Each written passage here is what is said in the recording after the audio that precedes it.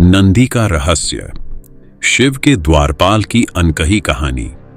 कैलाश पर्वत की चोटी पर, जहां बर्फ की सफेद चादर सदा बिछी रहती है, जहां हवाएं भी मंत्र जपती हैं, वहां एक ऐसा रहस्य छिपा है जिसे देवता भी पूरी तरह नहीं समझ पा रहे। एक ऐसा रहस्य जो केवल भगवान शिव के सबसे प्रिय गण, उनके द्वारपाल, उनके वाहन नंदी के हृदय में बंद है। पर क्या आपने कभी सोचा है, आखिर नंदी हमेशा शिव के सामने ही क्यों बैठते हैं? क्यों उनकी आंखें हर पल शिव पर टिकी रहती हैं? और क्यों कैलाश का कोई भी रहस्य नंदी की अनुमति के बिना बाहर नहीं जा सकता? ये केवल भक्ति की कहानी नहीं, ये एक ऐसे रहस्य की कथा है जिसने स्वयं समय को भी मौन कर दिया। बहुत समय पहले, जब न दिन था, न रात, न आकाश था, न पृथ्वी, केवल शून्य था। उस अनंत शून्य में जब पहली बार एक नाद गूंजा, ओम, तभी सृष्टि का स्पंदन आरंभ हुआ। उसी प्रथम नाद से प्रकट हुए महादेव। और जब शिव ने अपनी आंखें खोलीं, उनकी दृष्टि से निकली एक दिव्य ज्योति। उस ज्योति से जन्म हुआ एक अद्भुत शक्ति का। वो शक्ति थी निष्ठा, धैर्य और मौन की मूर्ति, नंदी। नंदी का जन्म किसी साधारण प्राणी की तरह नहीं हुआ था। वे न किसी माता के गर्भ से जन्मे, न किसी यज्ञ से उत्पन्न हुए। वे स्वयं शिव की चेतना से प्रकट हुए थे। इसलिए नंदी केवल एक बैल नहीं, वे शिव की आत्मा का अंश थे। जब नंदी पहली बार प्रकट हुए, उनका स्वरूप तेजस्वी था। उनका शरीर हिम के समान उज्जवल, नेत्र अग्नि के समान प्रखर और मुख पर अद्भुत शांति थी। वे जन्म लेते ही शिव के चरणों में झुक गए। शिव ने मुस्कुराकर कहा, नंदी, तुम केवल मेरे सेवक नहीं, तुम मेरे मौन के रक्षक हो। तुम मेरे द्वार के प्रहरी हो। तुम उस रहस्य के संरक्षक हो जिसे जानने की इच्छा देवताओं को भी नहीं करनी चाहिए। नंदी ने अपना शीश झुका दिया। उसी क्षण से उनका अस्तित्व केवल शिव के लिए समर्पित हो गया। समय बीतता गया। देव, दानव, ऋषि, सिद्ध सब कैलाश आने लगे। सबको शिव से मिलना होता, सबको उनके दर्शन चाहिए होते। पर शिव तक पहुंचने का एक ही मार्ग था, नंदी। नंदी केवल द्वारपाल नहीं थे, वे शिव तक पहुंचने की पहली परीक्षा थे। जो मन में छल लेकर आता, नंदी उसकी धड़कनों में छिपा भय सुन लेते। जो लोभ लेकर आता, नंदी उसकी दृष्टि में छिपा अंधकार देख लेते। नंदी उसके लिए स्वयं मार्ग बन जाते। एक बार देवराज इंद्र स्वयं कैलाश पहुंचे। उनके मन में अहंकार था। वे सोचते थे, मैं देवों का राजा हूं, मुझे कौन रोक सकता है। वे सीधे शिव के द्वार की ओर बढ़े, पर नंदी ने अपनी दृष्टि उठाई और इंद्र के कदम वहीं रुक गए। इंद्र ने क्रोध में कहा, नंदी, क्या तुम मुझे रोकोगे? नंदी का स्वर शांत था, पर उसमें पर्वत जैसी स्थिरता थी। उन्होंने कहा, मैं आपको नहीं रोक रहा देवराज, आपके भीतर के अहंकार को रोक रहा हूं। कैलाश में प्रवेश शरीर नहीं करता, केवल आत्मा करती है। इंद्र मौन हो गए। उस दिन पहली बार देवराज ने समझा कि शिव तक पहुंचना शक्ति से नहीं, समर्पण से संभव है।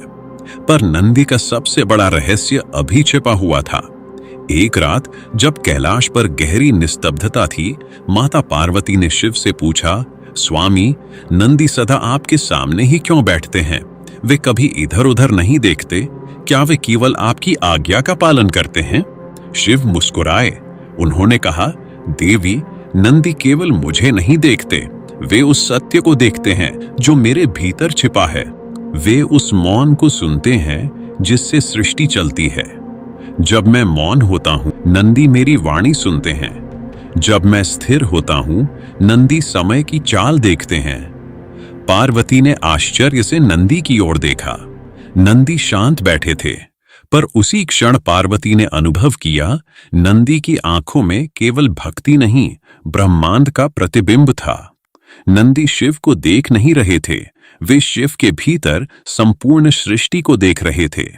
यही था नंदी का रहस्य। नंदी केवल द्वार के रक्षक नहीं थे, वे उस ब्रह्मांडीय ज्ञान के संरक्षक थे जो शिव के मौन में छिपा था। कहा जाता है, शिव जब समाधि में होते तब पूरा ब्रह्मांड सूक्ष्म रूप से स्थिर हो जाता। देवता प्रतीक्षा करते, ऋषि मौन हो जाते, दिशाएं ठहर जाती, पर उस समय एकमात्र नंदी ही जागते रहते।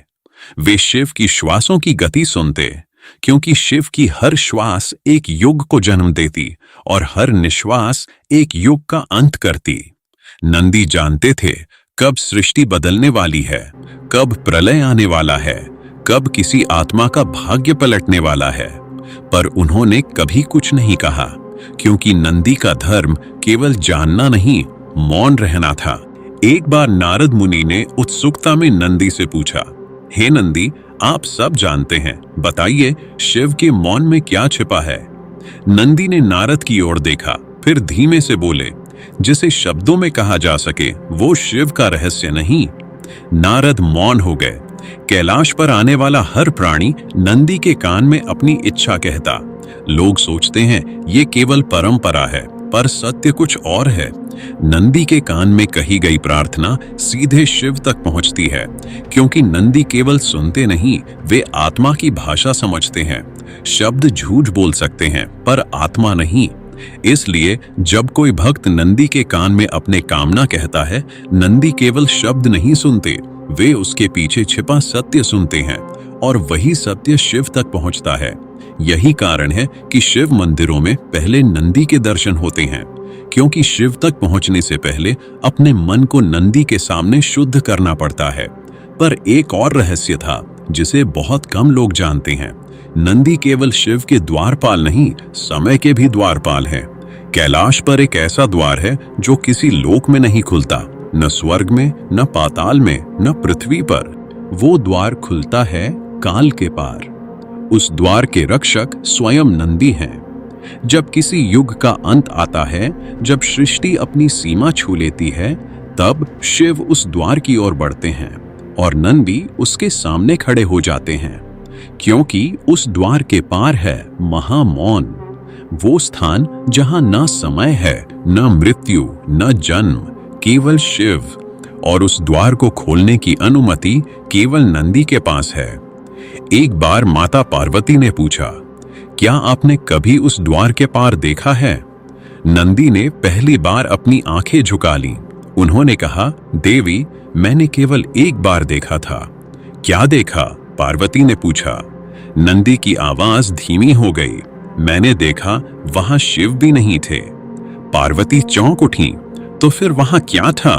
नंदी ने उत्तर दिया, वहां केवल मौन था, और उसी मौन में शिव का वास्तविक स्वरूप छिपा था। उस दिन पार्वती भी मौन हो गईं। नंदी ने जो देखा था वो शिव का वो रूप था जो न रुद्र है, न शंकर, न महादेव। वो स्वरूप था जहां नाम समाप्त हो जाते हैं, जहां अस्तित्व भी विलीन हो जाता है।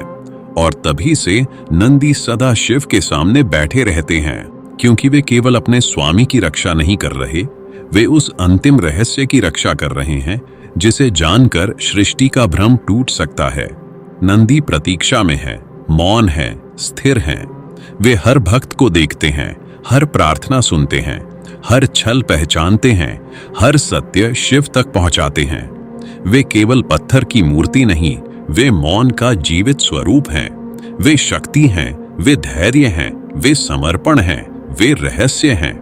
और शायद अगली बार जब आप किसी शिव मंदिर में जाएं और नंदी की आंखों में देखें, तो संभव है आपको वहां अपना ही शक्ति दिखाई दे। अगर आपको यह कथा पसंद आई हो तो वीडियो को लाइक करें, चैनल को सब्सक्राइब करें